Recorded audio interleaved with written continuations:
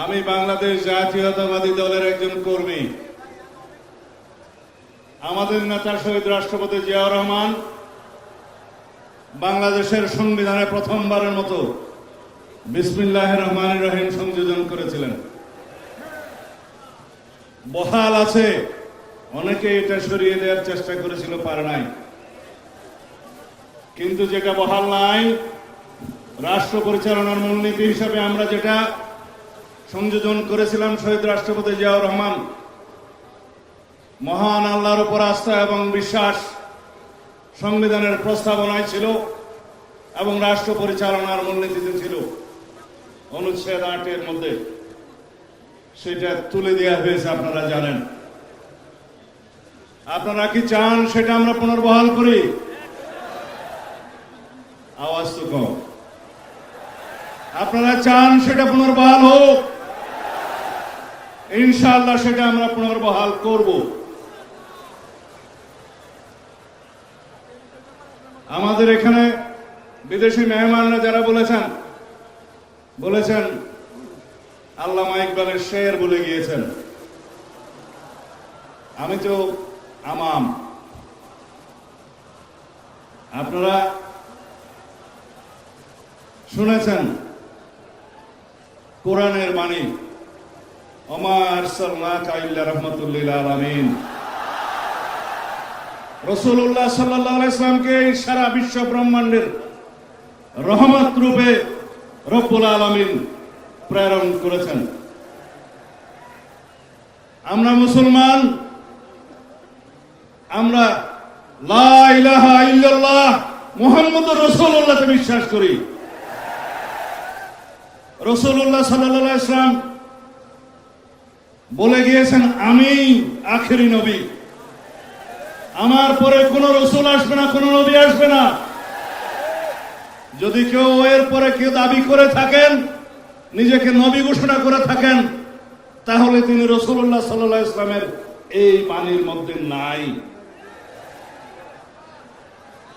আল্লামা ইকবাল বলছেন, কি মোহাম্মদ সিফা হাম তেরা হে।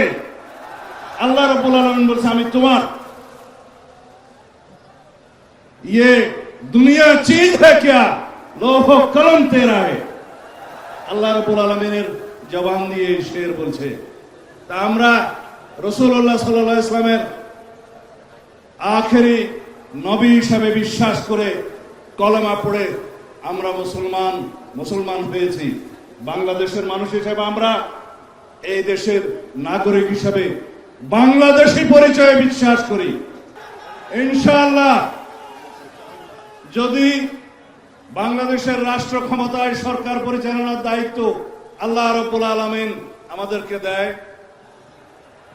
এদেশের জনগণ যদি আমাদেরকে মহব্বত করে দায়িত্ব দেয়, যদি আপনারা সবাই সহযোগিতা করেন, মঞ্চে উপবিষ্ট যারা রাজনৈতিক নেতৃবৃন্দ, পীরে কামেল, হযরত উলামায়ে কেরাম, আমাদের দেশের বুজুর্গানে দ্বীন যারা আমাদেরকে পরিচালিত করেন, সবাই যদি আপনারা সহযোগিতা করেন, একসাথে থাকেন, তাহলে আপনাদের এখানে আজকে যে সমস্ত দাবি দেওয়া আছে,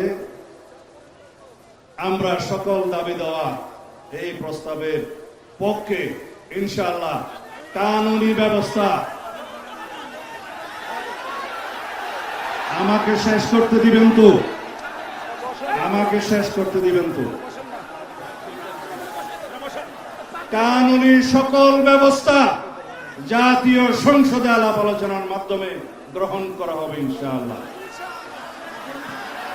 এই জন্য সমগ্র জাতিকে ঐক্যবদ্ধ থাকতে হবে।